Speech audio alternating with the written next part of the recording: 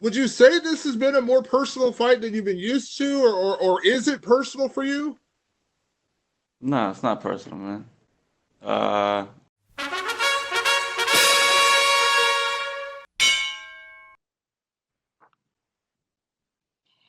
And next we have joining us number 2 ranked UFC featherweight Brian Ortega. I know it's been kind of a crazy, basically 2 year stretch for you from the Holloway fight till now, and I'm sure you've talked about this ad nauseum. But how does it finally be back? Has it been frustrating being out this long? Have you just kind of had to roll with the punches, as it may be? How does it feel to finally be back? it feels great, man. In the beginning, after the fight, right? You're like, I need a little break from MMA right now. And then when I got the break, I was like, all right, I'm ready to go back in. I mean, everyone's been watching the whole stories, basically know what's going on already or what happened. But yeah, man, I'm excited to be back. I'm happy to be back. It was a good thing for me in my career. I can just relax for a little bit. I was working nonstop for a long time. Um, so I was like, my mind, my body, everything needed to chill. My family, needed to see me a bit more and like basically reconnect with me because I was just had the blinders full on. But now they understand again, and I'm back on the fucking horse.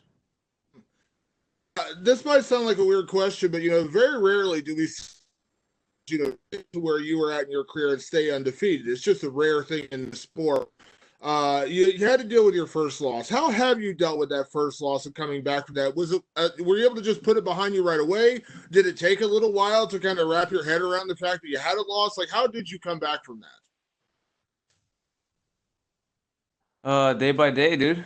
Literally. I mean, you see, you lose whatever, and then you kind of understand you lost the day of the fight, and after it kind of sinks in a little more, then a little more, and then finally you're like, you know what? Start looking at all the good things about everything. Then you start understanding the nature of the sport, how it goes, and then you just kind of fucking let it go. And that's kind of what it was. I just went in there and accepted it, let it go, and a positive way in order for it to allow less pressure to come into my life than more. Throughout your career, Brian, you've always been a pretty late. I mean, as a compliment, but this fight with Zombie has seemingly gotten very personal. Obviously, we know the incident that happened back in March, and just a lot of the trash talk that's been said. Would you say this has been a more personal fight than you've been used to, or is it personal for you? No, it's not personal, man. Uh, Not with him. No, I mean, yeah, it's not even personal. Saw him the other day. Nothing happened. I didn't say anything. He didn't say anything. Uh, Not if it was personal, we would have jumped at each other. It was just something that happened, an incident that was done on my part, and yeah, just a way of shutting up the trash talk. And, coming back into such a high-profile fight, still being ranked number two in the division. Is the end goal always going to be the title? Do you even think about that now? We have a new champion in the division. This is obviously a pretty high fight, for rankings. Do you feel that way? Saying that, hey, I could jump right back into a top Like fight for right me, now. Do you even think about that?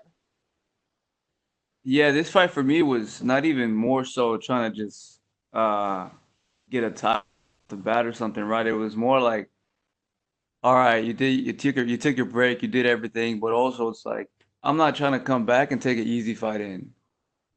I've never once in my life took an easy fight. If you watch my entire career right off the bat, my second fight in the UFC was against Tavares, who had more fights in the UFC than I had in my career. So I've never looked to take an easy fight, nor am I ever gonna start to look to take one. For me, it was like, all right, who's the baddest motherfucker right now? Who's on fire and who we can fight?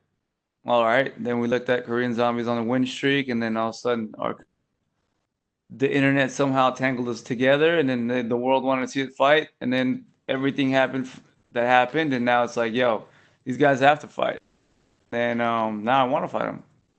So that's basically what happened, and it's a good test to come back. Solid guy.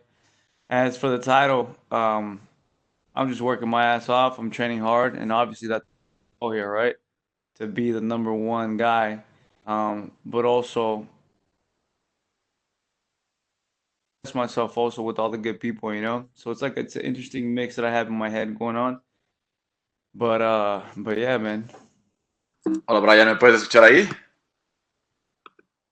I don't speak Spanish. You suddenly forgot about Spanish?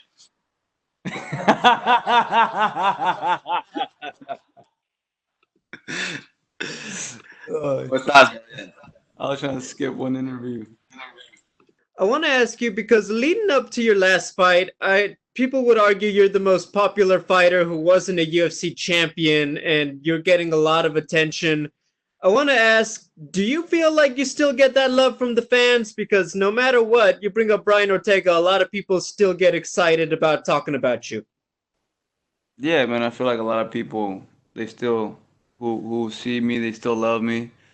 Some of them are a little bit upset recently due to my, which I cannot blame them for. Um, but I feel if I had to choose and put both sides on a scale, I still say I'm more loved than I am hated. So a few days back, Korean Zombie, he issued an apology saying for all the trash talk he did towards you.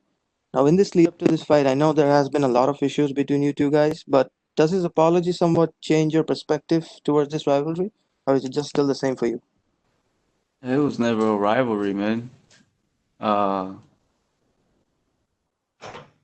I yeah, it was never a rivalry. I just kind of just he talked his shit and I talked my shit, but it was more like if that's how you're gonna be, that's how I'm gonna be. And then when I made it clear, if you really want a rivalry with me, this is how it's gonna get down. Then we heard all the apologies, so it was kind of just shut down, and that was it.